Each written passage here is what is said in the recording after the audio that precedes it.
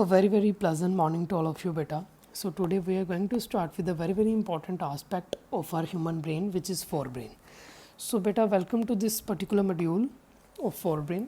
So beta, first of all, forebrain, as we have seen in the previous video, that it is the largest structure and main thinking part of the brain. So beta, these all are the MCQs. These all are the questions in your MCQs. बेटा forebrain basically तीन भागों में हमने बांटा हुआ है. One is cerebrum, then is thalamus, then is hypothalamus. Okay बेटा. So now coming to cerebrum. बेटा cerebrum में होता क्या है? This particular picture is of cerebrum. बेटा cerebrum में जितने भी अलग अलग lobes हैं, जैसे ये speech के लिए है, जो हम बोल रहे हैं, कैसे बोलना है, हमारी जो बोलने की जो भी सब कुछ है वो ये पार्ट कंट्रोल करेगा. उसके बाद ये बेटा स्मेल के लिए है, इसको हम ओल्फैक्टरी लोब भी कहते हैं. ओल्फैक्टरी बल्ब और लोब बेटे. उसी तरह से it is for hearing compartment, ये हेयरिंग के लिए है ये वाला एरिया. ऑडिटरी एरिया है बेटे. ये जो है ये टच के लिए है, टच टेक्टाइल सेंसेशंस के लिए है बेटा. ये जो एरिया है ये टेस्ट के लिए है. सो it is for the gustatory part. And this is body awareness, language, reading. This particular area is for vision.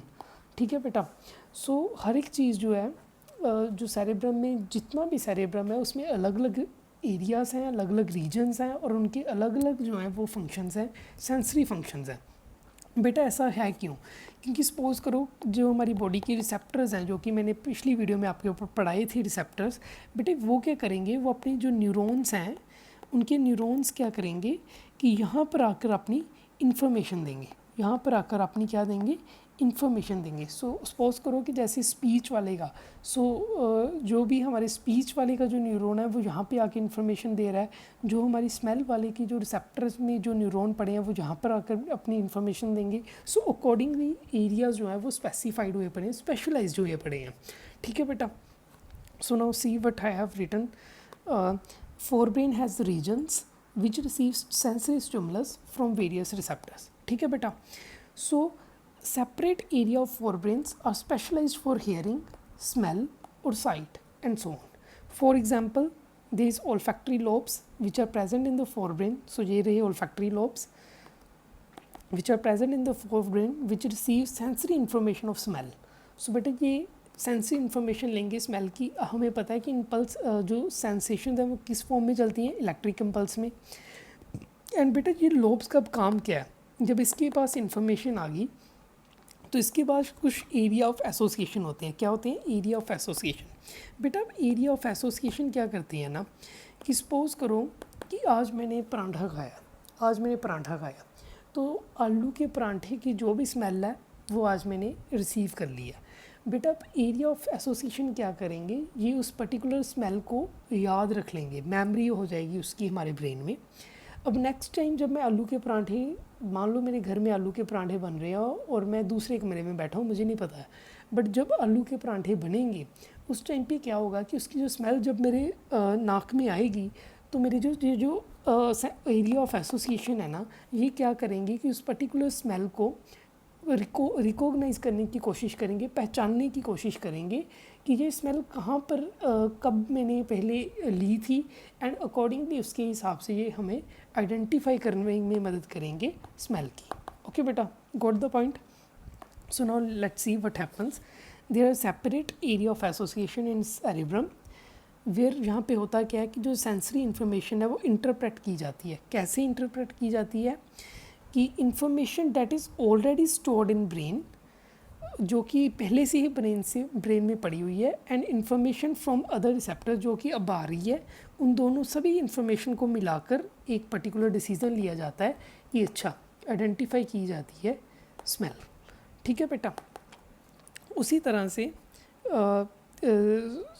बेटा सी लाइक दिस.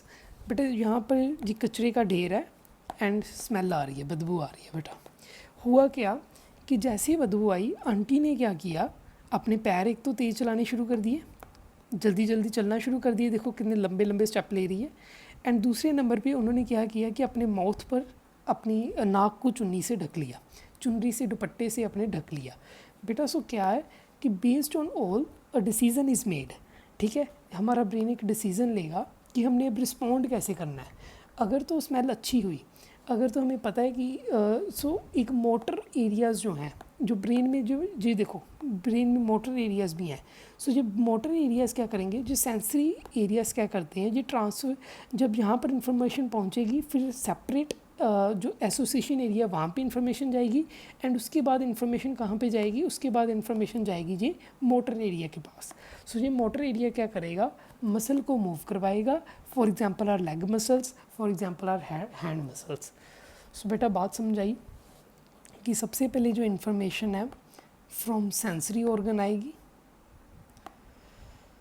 वो कहाँ पे आएगी, स्पेसिफिक लोब में आएगी बेटे। फिर वहाँ से एरिया ऑफ एसोसिएशन में जाएगी, एरिया ऑफ एसोसिएशन, एंड फिर वहाँ से कहाँ पे जाएगी, मोटर एरिया में जाएगी। फिर बेटा मोटर एरिया के बाद एक एक्शन होगा जहाँ फिर मूवमेंट ऑफ मसल होगी। सो बेटे यही एक इसकी समरी है सेरेब्रम के फंक्शन की। ओके बेटा, so now and area of association का और एक काम है, ये इंटरप्रेट करेगा इंफॉर्मेशन को। ओके बेटा, so now let's coming to next. बेटा आपने ये सारा थोड़ा थोड़ा लिख के, ये दोनों पॉइंट्स लिख के एंड इसके बाद ये फ्लो चार्ट के फॉर्म में एक इसकी समरी दे देनी है and that will be enough. And बेटा now coming to next part, that is thalamus. बेटा ये क्वेश्चन आता है आपको इसके ऊपर कि thalamus relay motor and sensory signal to the forebrain. बेटे ये पहले जितने भी सेंसरी एंड मोटर से जो हमारे सिग्नल्स हैं वो किसके पास आएंगे, थैलेमस के पास आएंगे।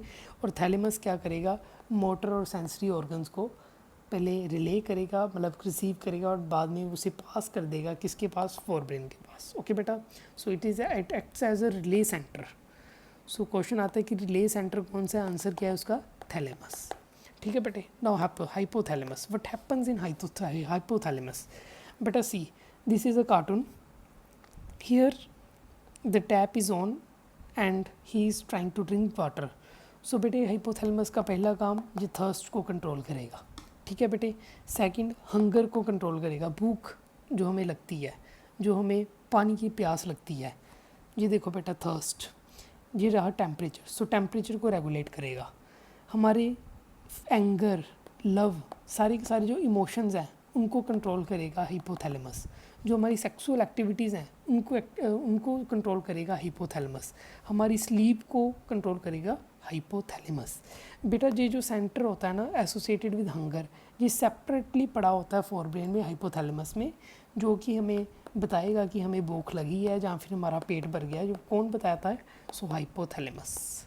सो बेटा ये क्वेश्चन है आपका अलग से, सो आपको इसके बारे में पता होना चाहिए। क्वेश्चन है, ये भी MCQ में आते हैं एंड 2 मार्क्स के क्वेश्चन इनमें से पक्का आते हैं। ठीक है बेटा, so now coming to and this is all about बेटा forebrain. In next video we will be studying about midbrain. Thank you बेटा।